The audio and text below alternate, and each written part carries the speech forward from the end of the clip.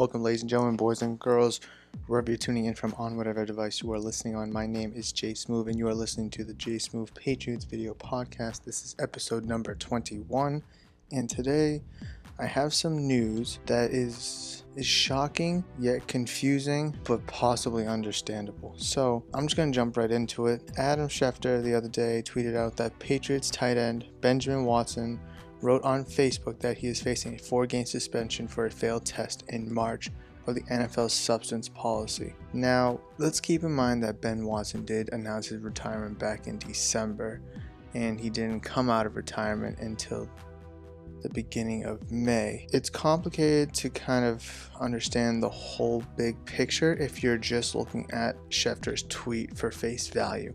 So before we go any further into this, I'm going to read the post that Benjamin Watson wrote on his Facebook page, and I'll put the post on the screen. So Benjamin Watson said, "As the days and weeks of the 2018 football season passed, I was certain that it would be my last. Injuries and health concerns, including a random bout with appendicitis the last week of the season, confirmed my decision, and as I walked off the field for my last time, I had no plans to return. Over the following months, I started actively pursuing other career opportunities. After every season during my playing career, I visit with a few doctors for health screenings. During these times, we identify the cumulative effects of injuries, stressors, and exertion on my health and formulate an off-season plan for recovery. As a professional athlete for the last 15 years, I know very well the limitations on what can be prescribed for my overall health. After my contract expired last March, I told my doctors I was finished playing, went through a series of medical tests, and was prescribed bioidentical testosterone cypionate, definitely saying that wrong, to assist in healing my body and mind. On March 29th, 9 days after I started therapy, I was randomly tested under our substance policies. I complied out of habit, never thinking in that moment I'd want to come back. In late April, some clubs expressed interest in me playing, and after much deliberation and prayer, I decided I want to return. Considering myself previously retired, I'd forgotten all about my test in March until I got a letter on May 3rd saying my results were positive. I was devastated and for obvious reasons did not want to proceed.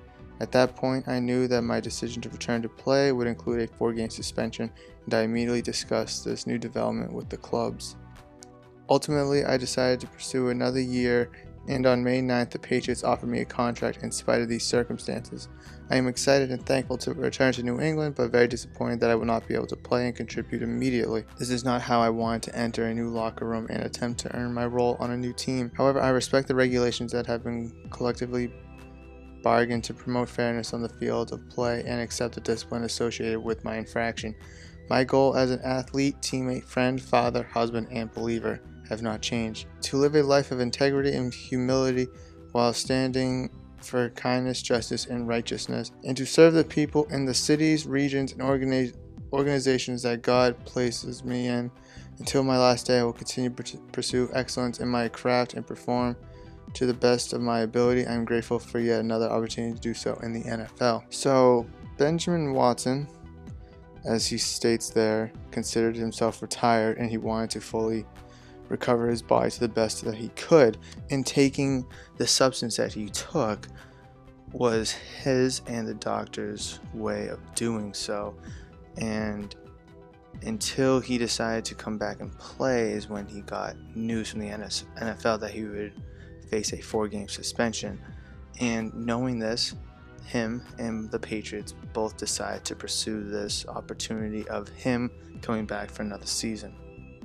So on face value of Schefter's tweet, yes, it sucks that he's not going to be able to play for the first 4 games. It creates a bad image. He's going to be tested every week moving forward for the rest of his career. There's not much you can do, and you can't blame the guy because he considered himself retired and he wanted to become healthy again and rebuild his body for everything that it's lost over his playing career. And the fact that he decided to come back and play, he knew what he did. Express teams knew what he did.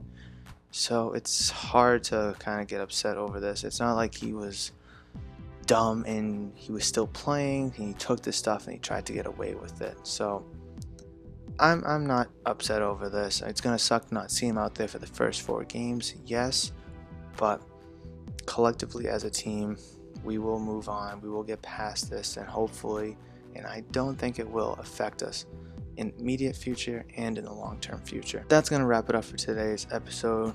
If you have any questions, comments, or concerns, please leave them down in the comments below. If you agree or disagree with anything I said in this episode, please leave a comment down below as well. If you are new to the channel, please consider subscribing. Thank you for tuning in, and I'll catch you in the next one. Peace.